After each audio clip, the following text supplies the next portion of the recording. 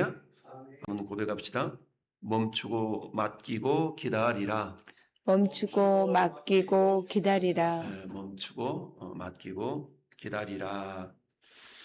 자, 우리는 인생의 위기 속에서 우리는 어떤 행동을 합니까? 일단 내가 할 수 있는 모든 방법을 동원해서 그 인생의 문제를 해결하려고 하는 것이 인간의 어떤 본능이기도 하죠.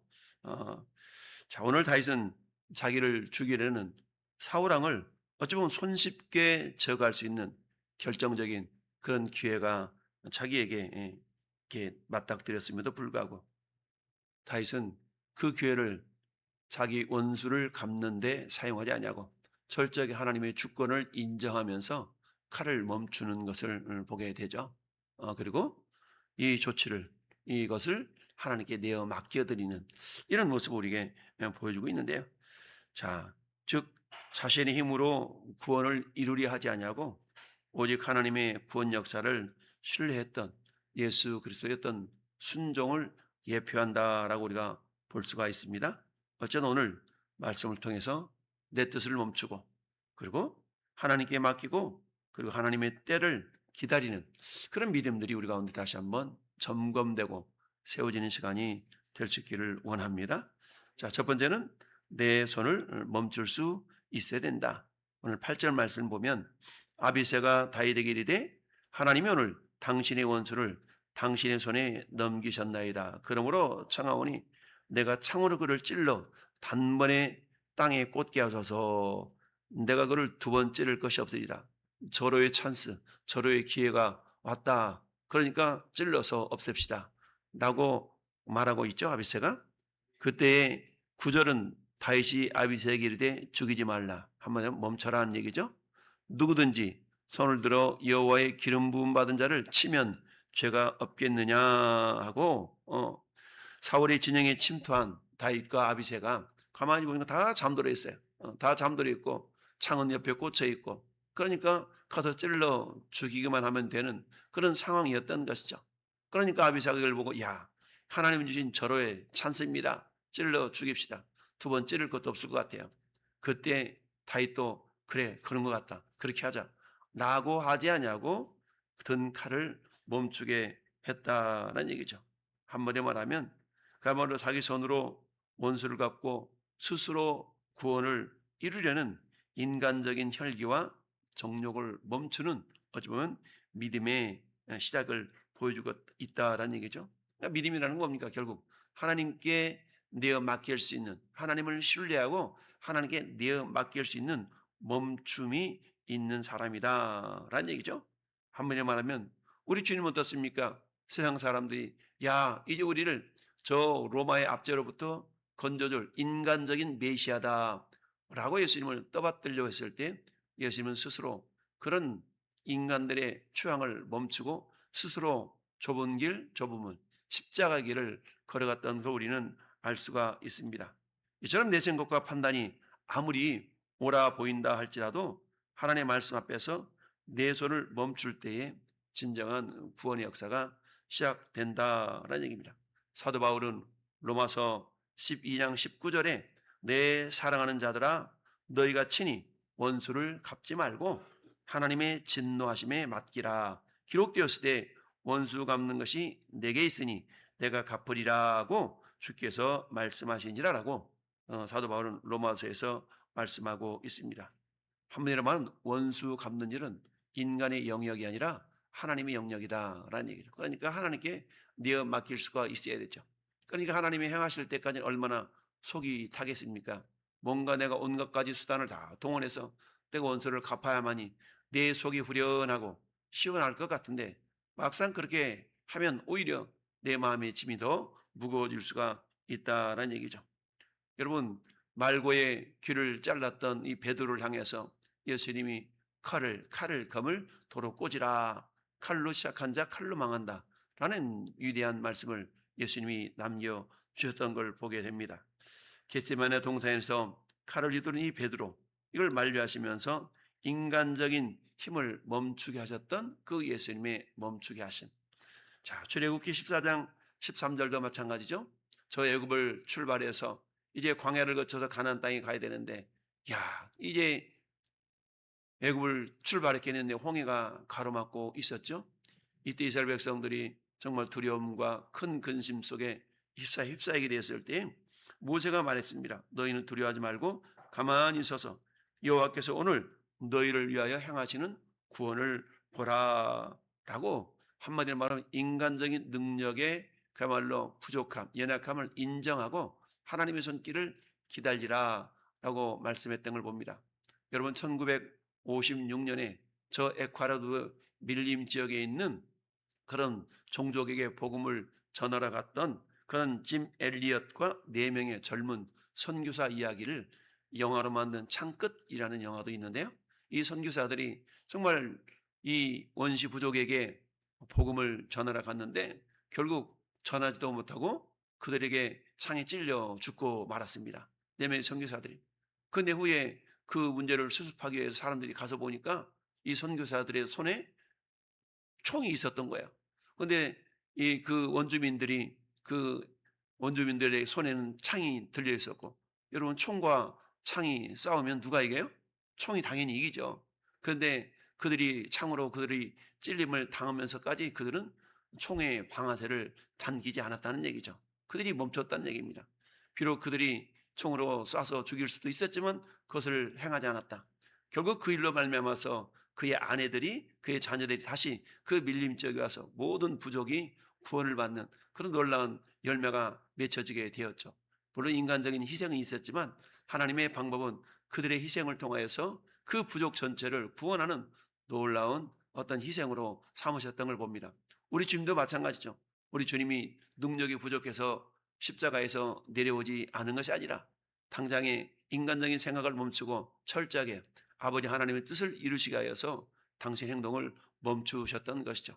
결국 주님의 희생으로 말미암아서 온 인류가 구원받는 놀라운 구원의 키트를 우리에게 제공해 주셨던 걸 보게 됩니다.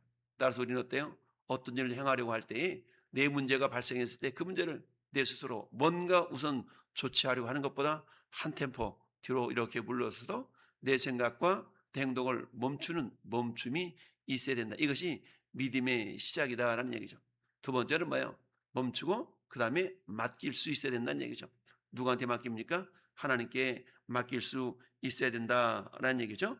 여러분, 10절 말씀 보니까 다윗이 또 이르되 여호와께서 살아계심을 두고 맹세하노니 여호와께서 그를 치시리니 혹은 죽을 날이 이르거나 또는 전장에 나가서 망하리라. 내가 손을 들어 여호와의 기름 부음 받은 자를 치는 것을 여호와께서 뭐했다? 금하시나니 너는 그의 머리 곁에 있는 창과 물병만 가지고 가자. 무슨 말씀입니까? 하나님 때에 하나님께서 처리하실 것이니까 하나님께 맡기자라고 다윗이 아비새에게 이야기하고 있는 것을 보게 됩니다. 즉 여호와께서 사울을 직접 치시든가 아니면 전쟁터에 나가 죽든가 하나님이 하실 거니까 우리가 그렇게 해하지 말자라고 말씀합니다. 우리 흔히 그러잖아요. 내가 가서 확 원수를 갚아야 돼. 막 그래야만 속이 시원해. 근데 우리 주님은 원수 갚는 것이 너희에게 있지 않다. 베드로 사도도 베드로전서 2장 23절에 욕을 당하시되 맞대어 욕하지 아니하시고 고난을 당하시되 위협하지 아니하시고 오직 공의로 심판하신 이에게 부탁하시며, 즉 예수님도 고난 속에서도 어때요? 당신이 직접 행할 수 있는 하나님이심에도 불구하고 철저하게 성부 하나님의 공의로우심에 자신의 행동을 맡겨드렸던 걸 보게 됩니다. 여러분, 시편 37편 5절은 이렇게 말씀합니다. 내 길을 여호와께 맡기라. 그를 의지하면 그가 이루신다라는 얘기죠. 우리는 다양한 인생의 문제들이 있습니다. 그러나 그 문제들을 우리가 스스로 해결하는 데는 한계가 있죠. 따라서 우리 문제들을 주님께 내어 맡겨 드릴 때에 주님께서 이루어 주신다라고 말씀하고 있습니다. 우리가 어떻게 맡깁니까? 맡기는 건 기도로 맡기는 겁니다. 따라서 우리가 기도로 맡길 때 주께서 그 기도를 들으시고 우리에게 반드시 응답의 역사를 이루신다. 잠언서 16장 3절에도 너희 행사를 여호와께 맡기라. 그리하면 내가 경영하는 것이 이루어지리라 라고 말씀합니다. 우리가 계획하고 그 다음에 어떤 일의 결과를 하나님께 내어 맡길 때 우리 하나님께서는 우리보다 지혜가 높으시고 크시기 때문에 완벽하게 책임져 주신다라는 말씀을 우리에게 보여주고 있는데요. 어제도 말씀드렸던 것처럼 조지 뮬러라는 선교사님은 평생토록 1만 명 이상의 고아들을 돌봤던 고아의 아버지라는 별명이 있습니다. 그 사람은 어때요? 19세기에 정말 다양한 고아들이 발생했을 때 그들에게 먹일 양식이 가장 식량거리가 문제였던 것이죠. 근데 그 식량을 구하기 위해서 인간적인 수단을 동원하지 않냐고 철저하게 하나님께 내어 맡기면서 하나님의 손길을 기대했던 걸 봅니다. 그럴 때마다 하나님께서는 그 고아들을 굶주리지 않게 하시고 음식을 이렇게 제공해 주셨다라는 5만 번 기도하여 응답받은 사람, 이런 책도 기록하게 되어져 있는데요. 그렇습니다. 우리 하나님도 정말 저 에덴 동산에 하나님을 불신하고 죄악에 들어왔을 때 하나님 곧바로 구원의 역사를 이루지 아니하시고 때가 찰 때까지 예수 그리스도를 이 땅에 보내시는 그런 시간을 하나님께서 기다리셨던 보게 되죠. 그래서 갈라디아서 4장 4절에도 때가 참에 하나님이 그 아들을 보내사 여자에게서 나게 하시고 이렇게 말씀하셨어요. 우리 하나님께서는 인류를 구원하시기 위한 그 구원의 계획은 창세 전부터 있었지만 때가 참에, 즉 하나님의 때가 있었다는 얘기죠. 우리가 때라는 것을 원어적으로 표현한다 그러면 여러분 크로노스의 시간의 흐름이 있다고 그랬죠. 오늘이 6월 22일, 이건 크로노스의 시간이거든요. 근데 하나님의 때라는 것은, 하나님 때라는 것은 그 크로노스의 시간의 흐름 가운데 카이로스의 시간이 있다라고 말씀하시죠. 그 하나님의 때가 있다는 얘기입니다. 단지 그 때가 지금인지 내일인지 우리는 알 수 없지만 하나님을 절대적으로 신뢰할 때에 우리는 그것을 하나님께 내어 맡기고 하나님의 때를 기다릴 줄 안다라는 얘기죠. 오직 여호와를 낭망하는 자는 새 힘을 얻으리니 독수리가 날개치며 올라감 같을 것이요 다른 박질하여도 피곤치 않고 걸어가도 곤비치 않는다 라는 그런 말씀이 있는 것처럼 여호와를 바라보며 인내로 기다리는 자에게 우리 하나님께서는 영적인 능력을 공급해 주신다라고 말씀하고 있습니다. 야고보 사도 야고보서 5장 7절에 그러므로 형제들아 주께서 강림하시기까지 길이 참으라. 길이 참으라. 여러분 오래 참는 것은 사실 내 힘이 아니죠. 성령님이 내 안에서 하나님을 신뢰하고 인내할 수 있는 그런 힘을 주셔야만이 가능한 것이죠. 그래서 오직 성령의 열매는 사랑과 희락과 그 다음에 오래 참음과, 그러니까 오래 참음도 하나님이 성령의 열매인 겁니다. 그러니까 오래 참음은 내 힘이 아니라 성령께서 하나님을 신뢰할 수 있는 믿음을 주실 때 우리가 참으실 수가 있는 것이죠. 한번 기다려봐. 하나님께서 하실 거야. 좀 기다려봐. 왜요? 하나님을 신뢰할 때만이 기다릴 수 있는 것이죠. 다윗은 기름 부은 자를 자기 손으로 해하는 것은 하나님이 원하시지 않는다. 여러분 다윗도 스스로 힘으로 왕이 될 수가 있었습니다. 예수님도 스스로 힘으로 왕이 될 수가 있었습니다. 그러나 그런 방법을 동원하지 않냐고 철저하게 하나님의 때를 기다리셨던 것이죠. 그러자 우리 하나님 아버지는 예수님의 낮아지심을 더욱더 높아지심으로 빌립보서 2장의 말씀처럼 지극히 높여 하늘에 있는 것들과 땅에 있는 것들과 땅에 있는 모든 것들로 예수님의 발 아래, 무릎 아래 무릎을 꿇게 하셨다라고 말씀하고 있습니다. 즉 하나님 때를 기다렸더니 하나님은 우리 예수 그리스도를 지극히 높여 주셨다는 얘기죠. 다윗도 자기 스스로 힘으로 사울을 물리쳐 이기고 왕이 될 수 있었지만 그런 방법이 아닌 절제 하나님이 높여주는 그 방법을 믿었기 때문에 하나님의 때를 기다릴 수가 있었던 것입니다. 여러분 우리가 저 남북전쟁에 정말 승리를 이끌었던 링컨 대통령을 잘 알고 있습니다. 여러분 누구나가 정치를 하다 보면 정치적인 적대 세력이 발생하게 되죠. 이 링컨 대통령도 사사건건 링컨 대통령을 모욕하고 이렇게 꼬집고 비하했던 사람 중 한 사람이 스탠턴이라는 사람이셨어요. 하도 원숭이 닮았다는 등 우리 외모를 가지고 비하하는 경우가 많이 있잖아요. 그게 얼마나 자존심도 상했겠습니까? 그런데 그런 스탠턴이라는 사람을 링컨 대통령은 제거하려고 하지 않고 오히려 그 사람을 전쟁부 장관으로 기용을 했어요. 야, 그래서 결국 남북전쟁을 승리로 이끌었던 결정적인 그런 조력자 역할을 감당했거든요. 그랬던 링컨 대통령인데 나중에 그야말로 암살을 당하잖아요. 그러면서 그 암살을 당해 죽음 앞에 있는 그 죽음을 보면서 이 스탠턴 전쟁부 장관이 이런 고백을 했습니다.